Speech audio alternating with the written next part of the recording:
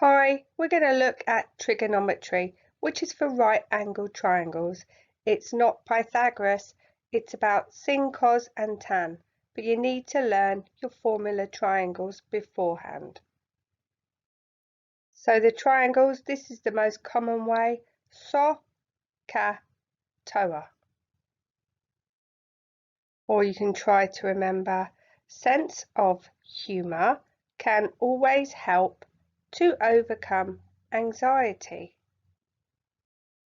Or another one, some old hag cracked all her teeth on apples.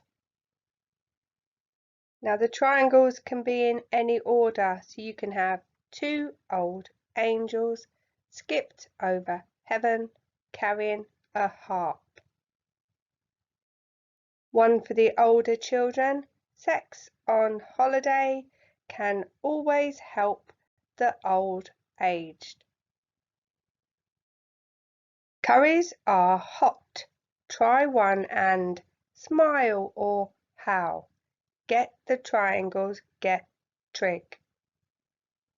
These are what the letters mean in trig. Sine, opposite hypotenuse. Cos, adjacent hypotenuse. Then tan, opposite adjacent. This line means multiply and this line means divide.